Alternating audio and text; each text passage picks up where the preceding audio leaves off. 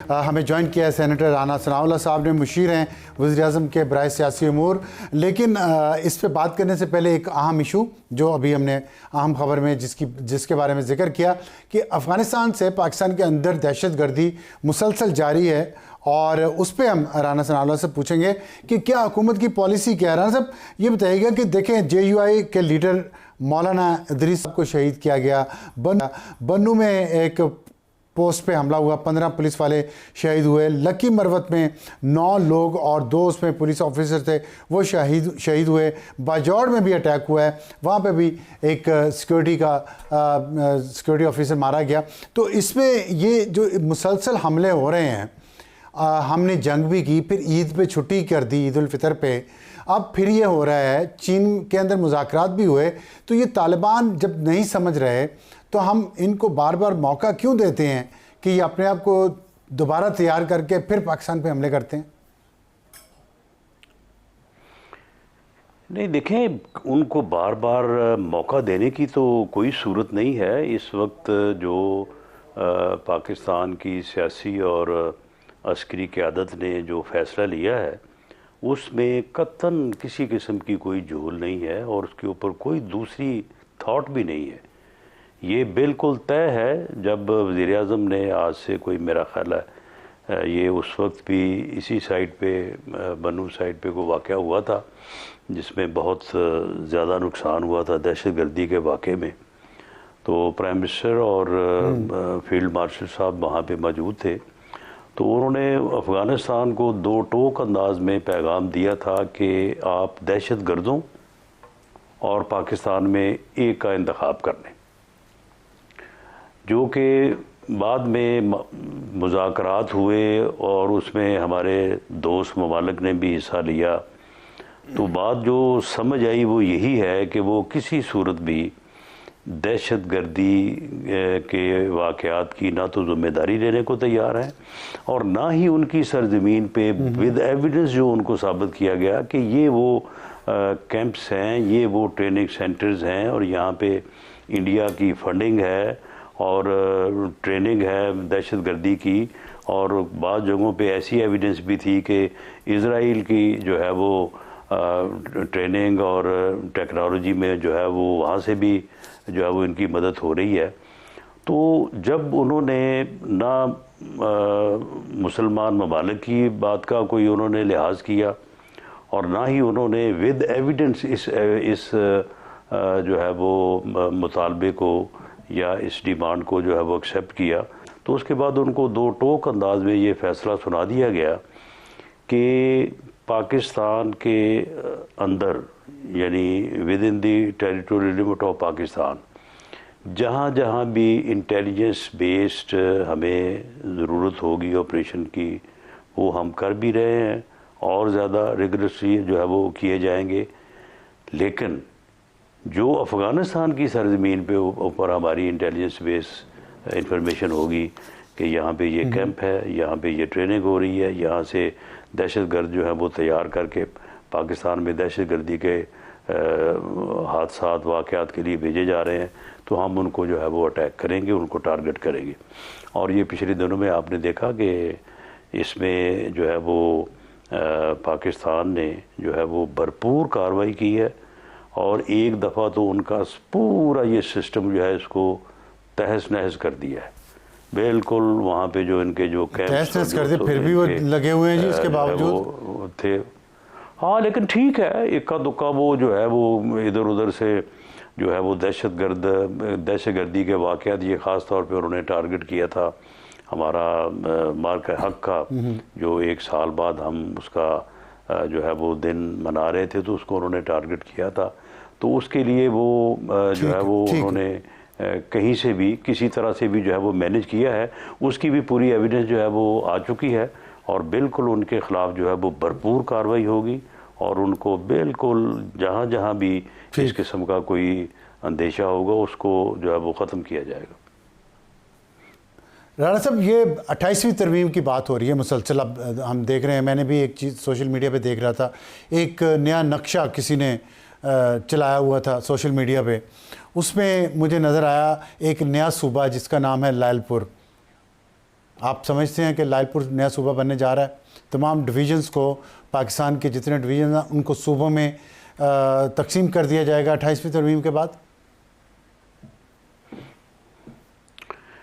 ये बात मीडिया पे तो सुन रहे हैं, या ख़ास तौर पे सोशल मीडिया पे, लेकिन गवर्नमेंट लेवल पे या पॉलिटिकल पार्टीज़ लेवल पे तो जो है ये बात बिल्कुल कोई अपना ज़ाहिर ख्याल कर दे तो 100 बार कर दे, लेकिन कोई ऐसी ना कोई डिस्कशन हो रही है, ना कोई इसके ऊपर गौर व फिक्र हो रही है।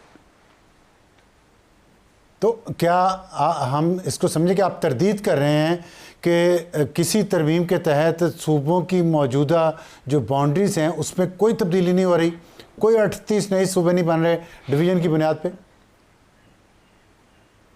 देखें,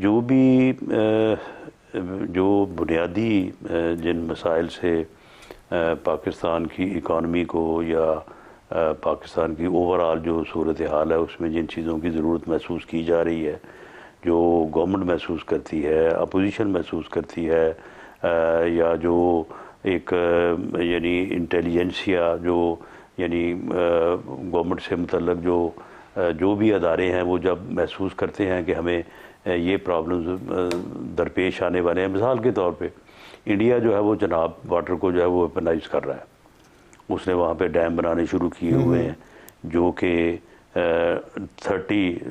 बाई 2030 जो है वो मुकम्मल हो जाएंगे।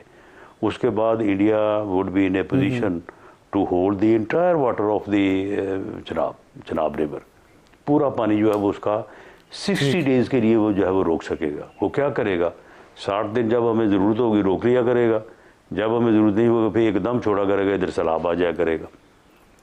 तो इसके ऊपर अगर कोई वाटर रिकॉर्ड होना है, इसके ऊपर हमने कोई रेजरवायर बनाने हैं, इसका हमने कोई हल करना है, तो वो पहले लेवल के ऊपर डिस्कशन जो है वो अमंग पॉलिटिकल पार्टीज़ होगी ना, अमंग पॉलिटिकल लीडरशिप होगी। तो वो अब एक ये ख़तरा एक सामने है, तो इसके ऊपर डिस्कशन हो रही है, इसके ऊपर बात हो रही है। इसी तरह से जो वसाइल की तकसीम है in between federation and provinces, उसमें भी एक इनॉलमी यानी एक ऐसी सूरत हाल दरपेश है कि जब आप बैरूनी कर्ज़ों की अदायगी करते हैं और उसके बाद डिफेंस का चार्ज होता है, तो फेडरेशन के पास तो फिर रोज़मर्रा के मामला चलाने के लिए भी जो है वो वसाइल नहीं होते।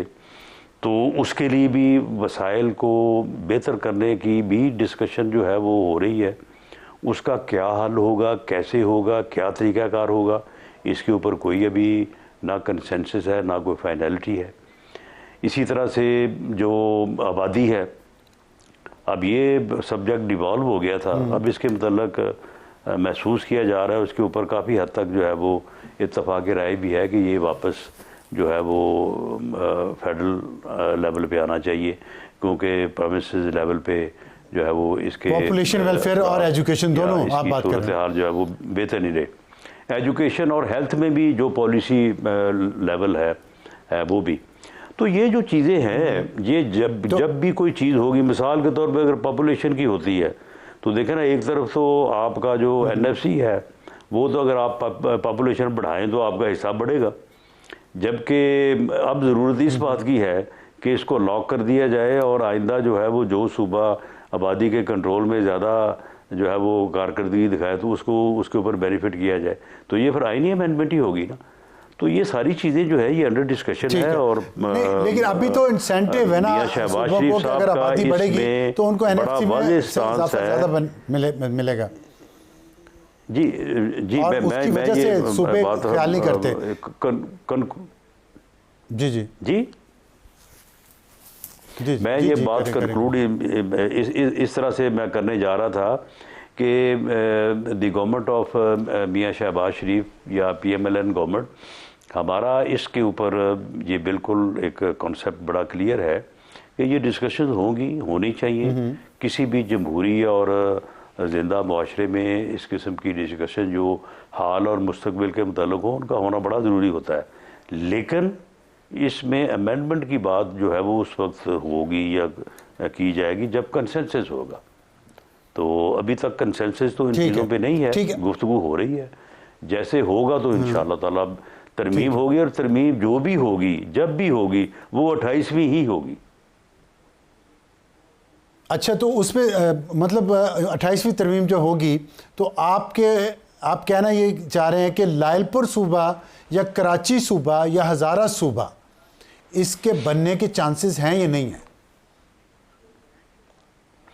देखिए, ये भी एक बात जो है वो कुछ लोग कर रहे हैं, और आज से नहीं, ये पिछले 10-15 साल से हो रही है कि इंतज़ामी बुनियादों के ऊपर जो है वो सूबे बनाए जाने चाहिए, या मौजूदा सूबों की डिवीज़न होनी चाहिए। उसके लिए साउथ पंजाब के सूबे की भी बात होती है, बहावलपुर की भी बात होती है, हज़ारा की भी होती है, MQM कराची के ऊपर बड़ा ज़ोर दे रही है। इसी तरह से बलूचिस्तान में हज़ारा और पख्तून, इसके ऊपर भी बात हो रही है।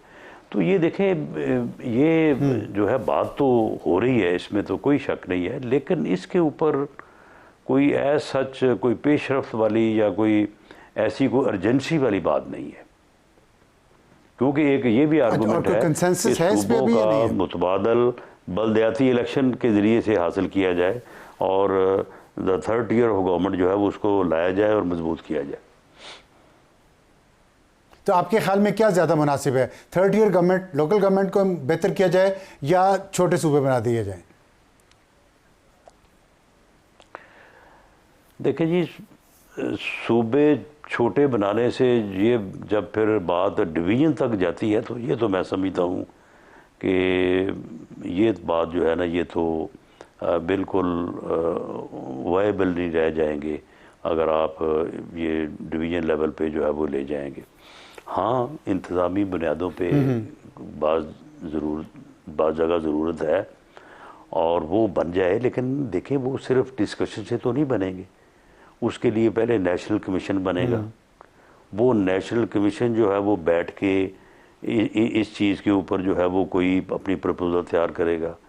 फिर जनाब आपने जो है वो वसाइल की तकसीम किस तरह से करनी है, फिर उसके बाद पानी किस तरह से तकसीम हो रहा है, बाकी जो सोर्सेज हैं वो किस तरह से ये बड़ा लंबा काम है।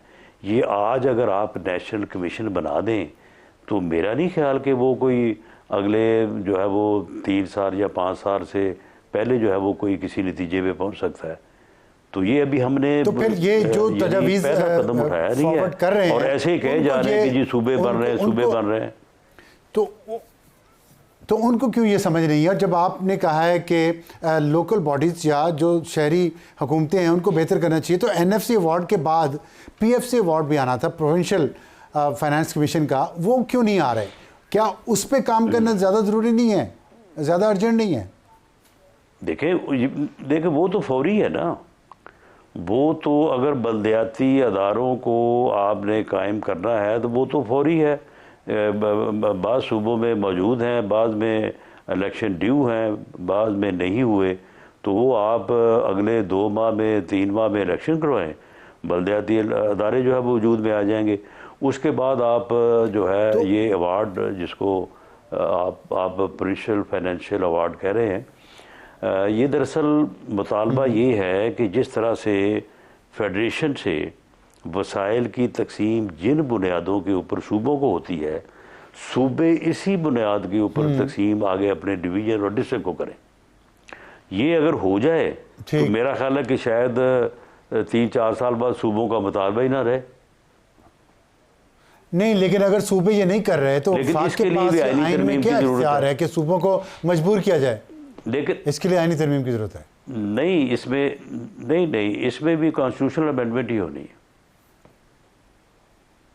अच्छा, ठीक है। अच्छा, एक तो ये हो गया कि कॉन्स्टिट्यूशनल अमेंडमेंट के जरिए ये हो सकता है। जो डिफेंस और डेट सर्विसिंग है उसका कुछ पोर्शन सूबों को मुंतकिल किए जाने का भी है तरमीम में कोई तजवीज़ है? अच्छा, 28वीं आईनी तरमीम में नहीं। देखें, यानी डिस्कशन में तो ये तजवीज़ है,